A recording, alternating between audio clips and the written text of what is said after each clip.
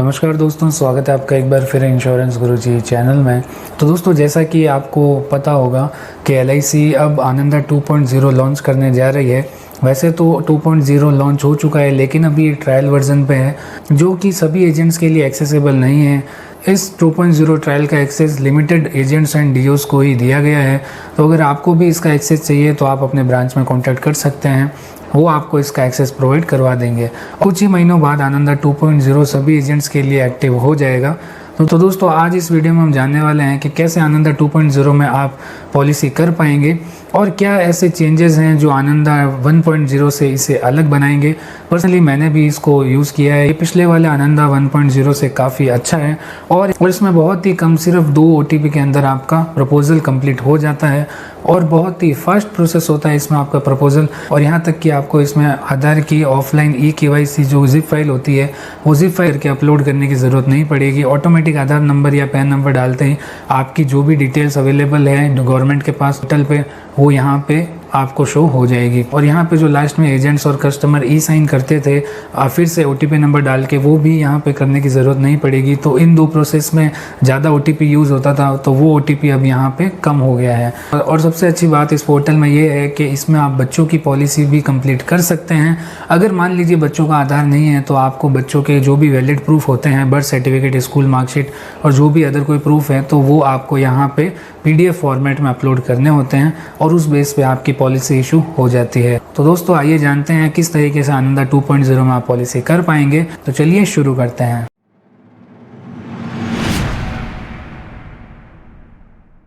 तो आनंदा 2.0 के लिए इस तरीके से नई वेबसाइट है जो 1.0 से पूरी अलग है, जिसमें आपके पास यहाँ पे 3 ऑप्शन होते हैं लॉगिन के। पहला है कस्टमर, सेकंड है सेल्स चैंपियन, थर्ड है एम्प्लॉय। तो एजेंट एंड डीयूज एंड SBS को इसमें सेल्स चैंपियन ऑप्शन में जाके पॉलिसी करनी होती है। जैसा कि यहाँ पे नीचे भी लिखा हुआ है कि आपको सेल्स चैंपियन में क्लिक करना है। तो इस वेबसाइट का लिंक और इसका एक्सेस अगर आपको चाहिए तो आप अपने ब्रांच में कांटेक्ट कर सकते हैं, वो आपको प्रोवाइड कर देंगे। तो यहाँ पे जैसे हम सेल्स चैंपियन में क्लिक करते हैं, अब यहाँ पे आपको जो भी आपके, अगर आप DO है तो आपको SR नंबर डालना है और एजेंट है तो आपको यहाँ पे कोड डालना है। तो यहाँ पे फर्स्ट टाइम जब लॉगिन करेंगे तो आप OTP से लॉगिन कर सकते हैं, या फिर आप चाहें तो यूजर नेम ID डाल के पासवर्ड भी क्रिएट कर सकते हैं।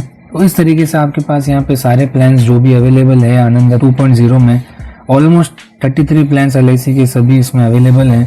तो यहाँ पे आप जाके कोई भी प्लान जो भी आपको चाहिए वो सिलेक्ट कर सकते हैं, या तो आप कैटेगरी वाइज कर सकते हैं या फिर आप यहाँ पे ऐसे सर्च भी कर सकते हैं। तो इस तरीके से आपको यहाँ पे जो भी प्लान चाहिए, जैसे मान लीजिए जैसे हम जीवन लाभ सेलेक्ट करते हैं, यहाँ पे नीचे प्रोसीड पे क्लिक करना है।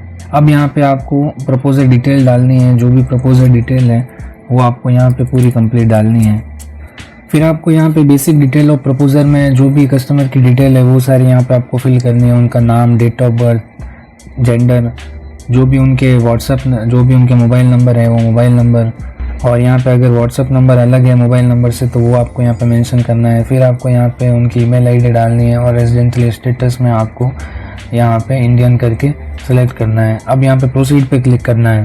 प्रोसीड पे क्लिक करने के बाद अब यहाँ पे जो भी आपने डिटेल फिल करी है वो डिटेल यहाँ पे शो हो जाएगी सारी।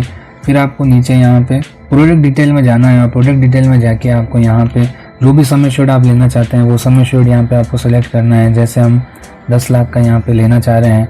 फिर यहाँ पे पॉलिसी टर्म आपको यहाँ पे सेलेक्ट करना है, कौन सा टर्म आप लेना चाह रहे हैं, फिर कौन सा मोड आप लेना चाह रहे हैं, मंथली, क्वार्टरली, हाफ-ईयरली, इस तरीके से। अगर नेच में है तो नेच आपको यस करना है, मंथली में तो नेच कंपलसरी होता है।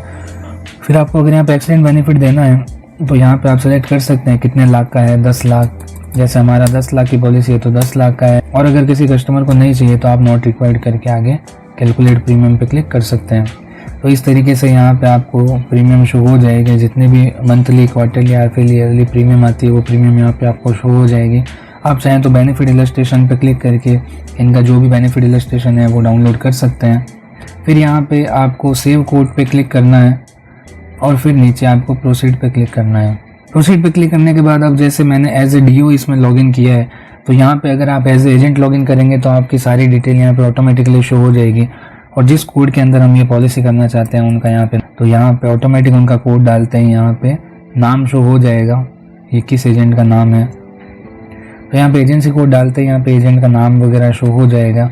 फिर इस तरीके से आपको यहाँ पे अपडेट डिटेल पे क्लिक करना है। अपडेट डिटेल पे क्लिक करने के बाद आपको प्रोसीड टू प्रपोजल पे क्लिक करना है।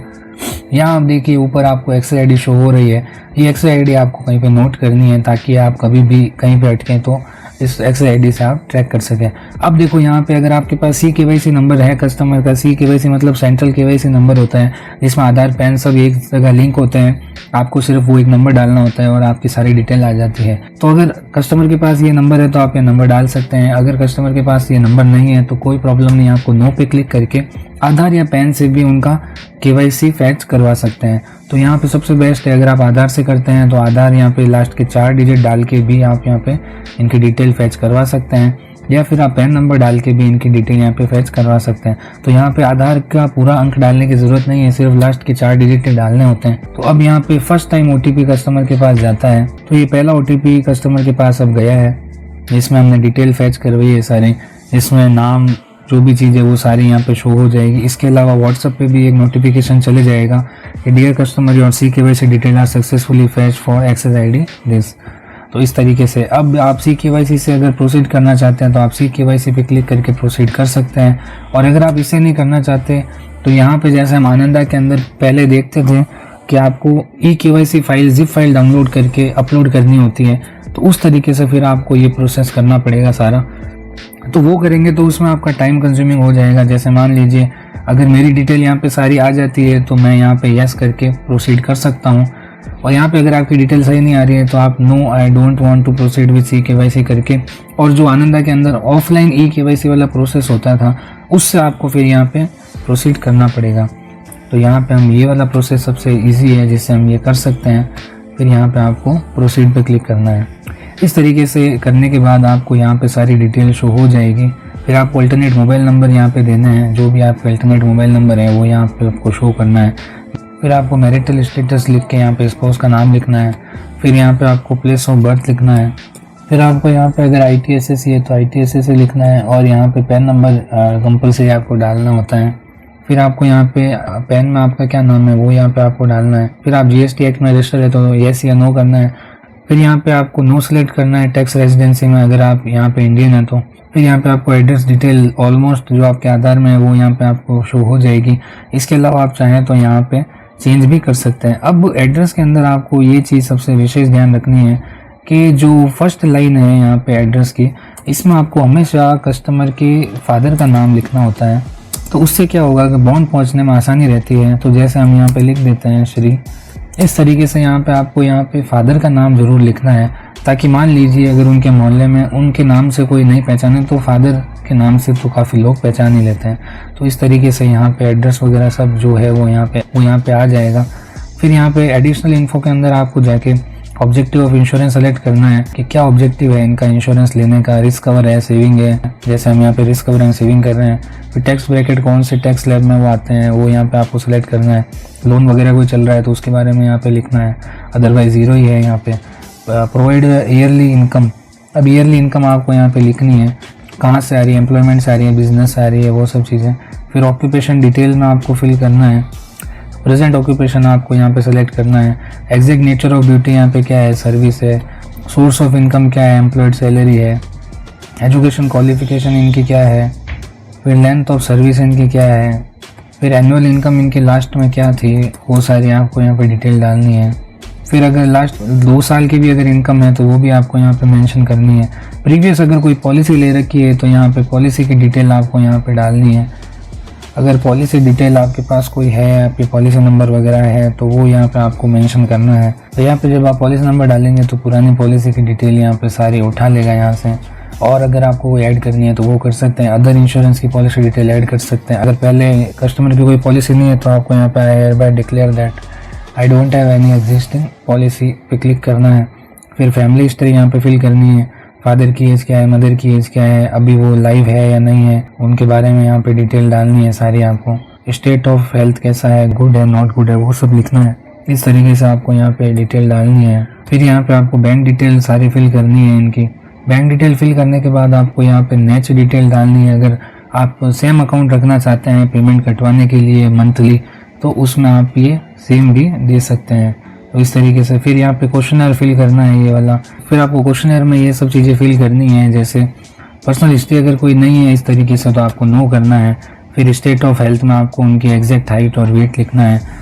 फिर यहाँ पे सेटलमेंट ऑप्शन, मतलब लास्ट में या डेथ पे जो पैसा मिलेगा उसको अगर वो किस्तों में लेना चाहते हैं, इंस्टॉलमेंट में लेना चाहते हैं तो यस करना है, अदरवाइज नो करना है।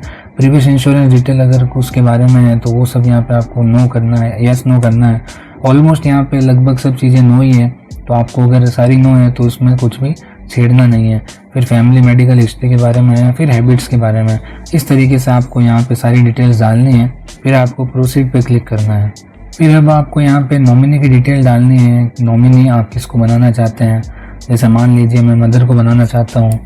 फिर अगर आप नॉमिनी ऐड करना चाहते हैं, 2-3 मल्टीपल नॉमिनी बनाना चाहते हैं तो यहाँ परसेंटेज डिसाइड करके आप ऐड पे क्लिक कर सकते हैं। फिर आपको यहाँ पे सेव प्रपोजल पे क्लिक करना है, तो यहाँ पे एप्लीकेशन जो भी है आपकी वो सेव हो जाएगी। अब do you want to upload document of the customer, अब कस्टमर के आपको ये डॉक्यूमेंट अपलोड करने हैं तो आप यहाँ पे अपलोड कर सकते हैं। तो यहाँ पे आप चाहें तो आप आधार, ड्राइविंग लाइसेंस, पासपोर्ट, इन तीनों में से कोई भी एक चीज़ की PDF यहाँ पे आपको अपलोड करनी होती है, वो आप अपलोड कर सकते हैं।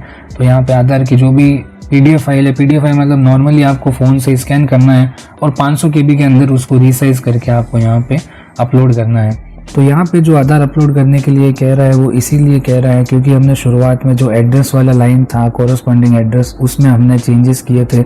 उसमें हमने फर्स्ट नेम में फादर नेम लिख दिया था और उसके बाद हमने as it is same address copy किया था। तो इसलिए यहाँ पे ये प्रूफ पूछ रहा है कुछ एड्रेस का, तो हम सेम अगेन ये आधार की PDF डाल देंगे क्योंकि आधार की PDF में भी फादर्स नेम लिखा होता है। तो अगर आप एड्रेस चेंज करते हैं तभी आपको ये ऑप्शन शो होता है। अगर आप आगे जो एड्रेस है उसमें कुछ भी चेंजेस नहीं करते हैं तब फिर आपके पास ये एड्रेस प्रूफ अपलोड करने का ऑप्शन नहीं आएगा। सिर्फ यहाँ पे सेल्फ कैंसिल चेक वाला ही ऑप्शन शो होता है, वो भी ऑप्शनल है, आप अगर चाहें तो कर सकते हैं, अदरवाइज ऐसा कंपलसरी नहीं है। फिर आपको यहाँ पे मोड सेलेक्ट करना है कि कस्टमर कौन से मोड से यहाँ पे आपसे पेमेंट करना चाहता है। अगर ऑफलाइन करना चाहते हैं तो आपको ऑफिस में BOC कटवानी पड़ेगी उनकी, फिर आपको BOC नंबर डाल के एडजस्ट करना पड़ेगा। और सबसे बेस्ट रहता है ऑनलाइन मोड, जिसमें कस्टमर के पास खुद ही पेमेंट का लिंक चले जाएगा और वहाँ से वो फ़ोन पे, पेटीएम, UPI जहाँ से भी वो डेबिट कार्ड, नेट बैंकिंग से करना चाहे वो पेमेंट कर सकता है। तो यहाँ पे हम ऑनलाइन सेलेक्ट करके प्रोसीड क्लिक करते हैं। अब लास्ट एंड फाइनल जो मेन्यू आती है वो आती है ACR की, एजेंट कॉन्फिडेंशियल रिपोर्ट की। तो जब आप एजेंट कॉन्फिडेंशियल रिपोर्ट भरते हैं तो उसमें आपको सब कस्टमर के बारे में डिटेल जाननी होती है कि आप उनको कब से जानते हैं, उनकी क्या इनकम है और क्या उनकी हाइट वेट है, क्या आपने प्रूफ्स लिए हैं, वो सारी चीज़ें यहाँ पे आपको फिल करनी है। फिर यहाँ पे डिक्लेरेशन में चेकबॉक्स पे टिक करने के बाद एजेंट के ईमेल और मोबाइल पे OTP आएगा, वो OTP आपको यहाँ पे डालना है और फिर वेरीफाई OTP पे क्लिक करना है। तो यहाँ पे एजेंट की अपनी एजेंट कॉन्फिडेंशियल रिपोर्ट भी अपलोड हो जाएगी।